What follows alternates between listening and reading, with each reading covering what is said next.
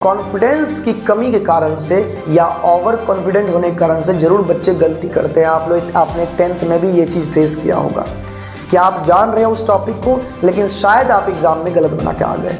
मेरे दोस्तों, जहाँ तक की बात है 12th की आपकी प्रिपरेशन की, ऑलमोस्ट 6 मंथ से एवब आप लोग का बीत चुका है और बचे हैं अब मात्र 5 मंथ, जिसमें कि अगर हम कुछ फेस्टिवल सारे को अगर हम लोग रिमूव कर दें तो आपकी तैयारी के लिए आपके पास बचे हैं मात्र 4 महीने, यानी कि 120 दिन।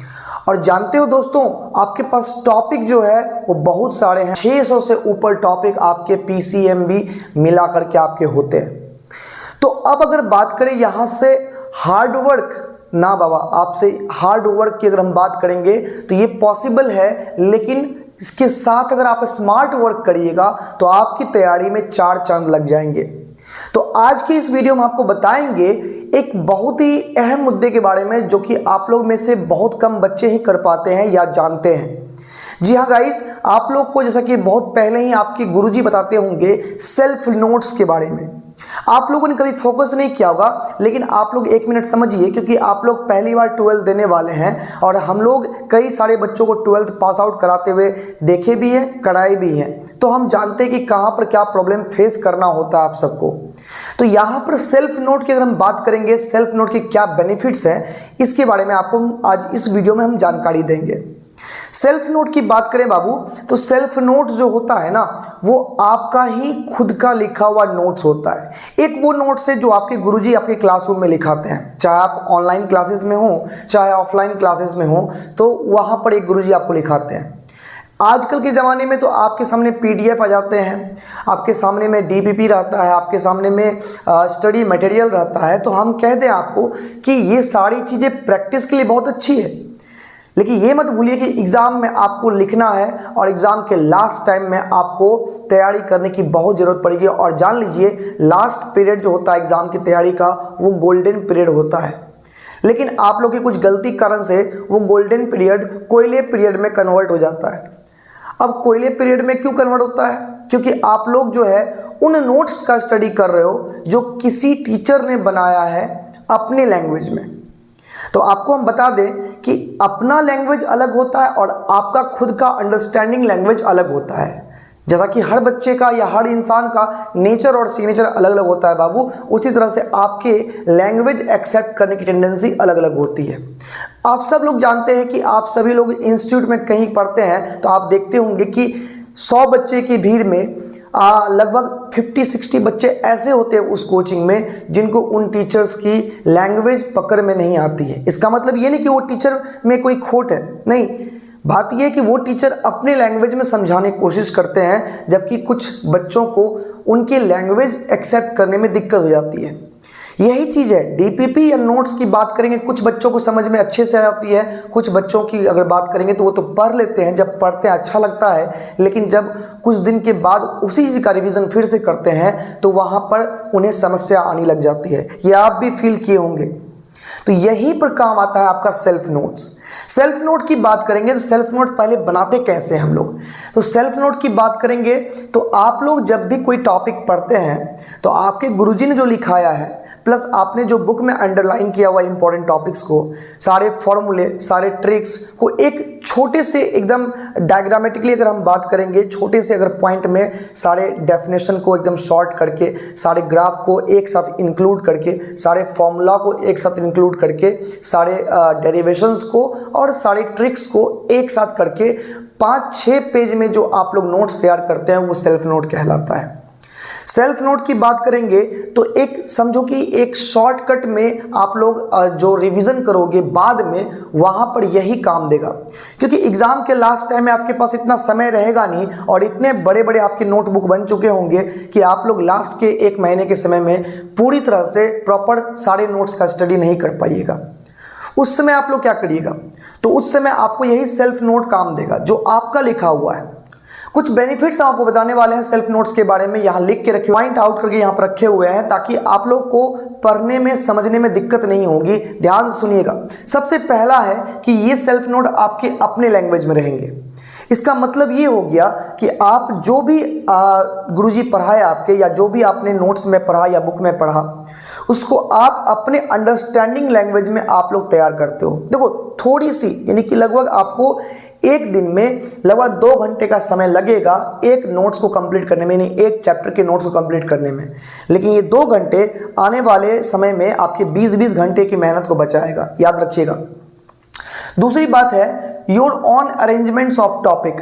आपको पता होगा कि कौन सा टॉपिक हम पढ़े हैं, उसको कहाँ पर हम अरेंज किए हैं। वही अगर आप लोग नोट्स में खोजिएगा तो वहाँ पर आप लोग को अंतिम में बहुत सारी समस्याएं आएंगी ढूंढने में टॉपिक्स को, ठीक है। ये अभी समझ नहीं आएगा क्योंकि अभी आप लोग रनिंग में पढ़ रहे हैं, लेकिन जैसे ही आप लोग 10-12 चैप्टर पढ़ लीजिएगा हर सब्जेक्ट में, उसके बाद जाकर के जो है आप लोग को जब स्टार्टिंग के चैप्टर की बात करेंगे तो रिवीजन करने में फिर से लगेगा कि बिल्कुल आपको नया नया महसूस होगा।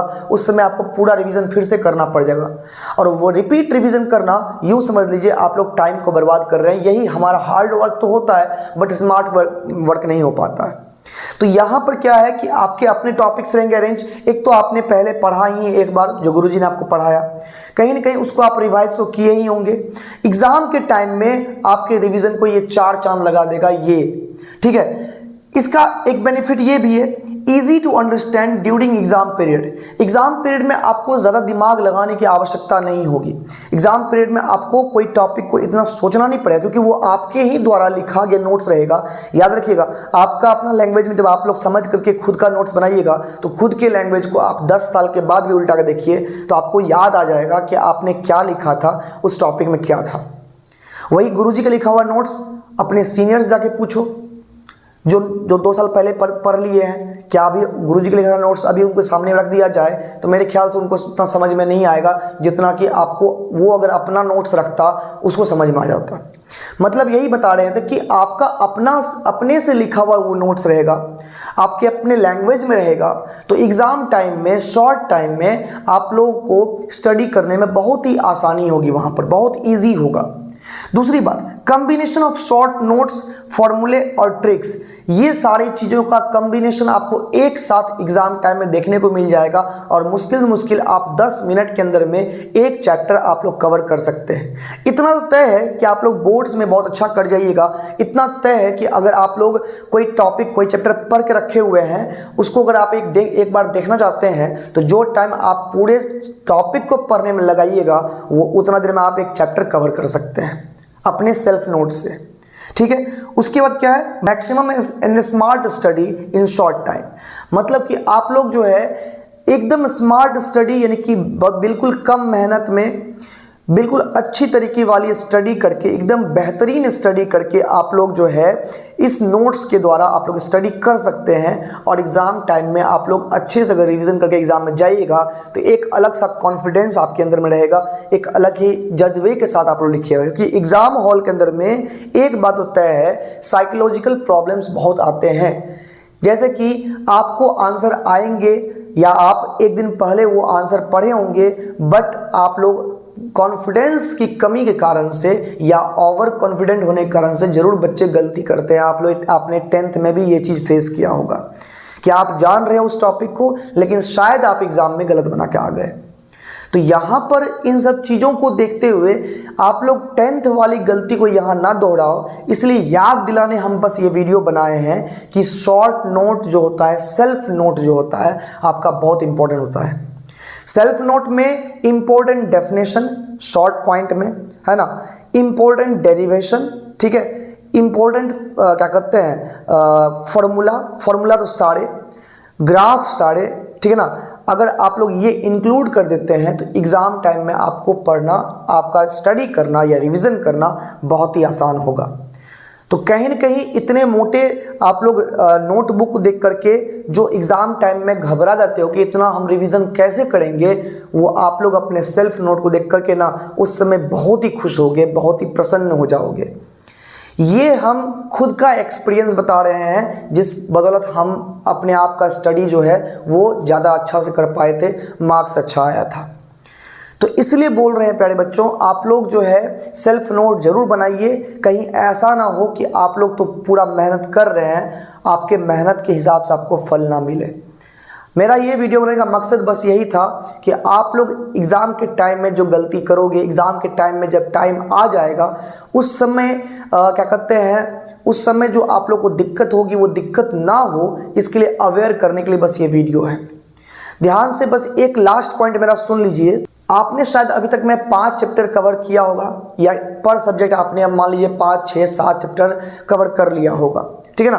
तो मान लीजिए कि अभी अपने आप को ये मानिए कि आपका एग्ज़ाम आने वाले 5 दिन में होने वाला है, आने वाले 10 दिन में आपका एग्ज़ाम होने वाला है। तो आप लोग कैसे स्टडी करोगे? आपके एग्ज़ाम पेपर जो होंगे वो लगातार होंगे। विदिन 15 डेज आपका एग्ज़ाम होने लगेगा, सारे पेपर्स का एग्ज़ाम होगा। अब इन 15 दिनों में आपको चाहिए एक रिवीजन स्टार्टिंग से एंड तक। तो आप लोग सारे सब्जेक्ट का स्टार्टिंग से एंड तक रिवीजन कैसे करोगे? आप लोग भले पढ़े हुए हो लेकिन कुछ टॉपिक कहीं मिस तो नहीं हो रहा है।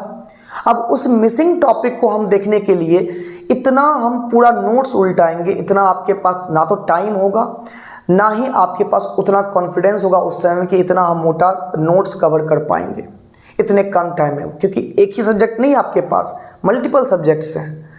तो उस समय आप लोगों का एक सेल्फ नोट होगा, वो आपको एक रास्ता दिखाएगा।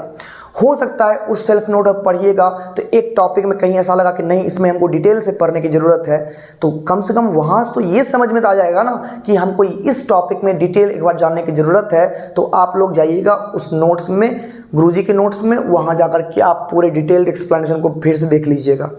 नहीं तो आपको समझ में नहीं आएगा कि कितने टॉपिक इसमें हैं, कितने टॉपिक हमको कवर करने हैं। उस एग्ज़ाम के लास्ट टाइम में अंडर प्रेशर इस चीज़ का पता लगाना आपके लिए बहुत डिफ़िकल्ट हो जाएगा। तो इसलिए ये वीडियो आपके लिए बहुत इंपॉर्टेंट था। तो बस मेरा काम था अवेयर करना। अगर वीडियो अच्छा लगा हो तो अपने दोस्तों में ज़रूर इस चीज़ को शेयर करिएगा और उनको भी आप अवेयर करिएगा। डेफिनेटली बोलते हैं वो दोस्त भी आपको थैंक्स ही बोलेंगे, वो दोस्त भी आपके लिए थैंकफुल होंगे। बाद बाकी आपके प्रिपरेशन के लिए best of luck and bye bye.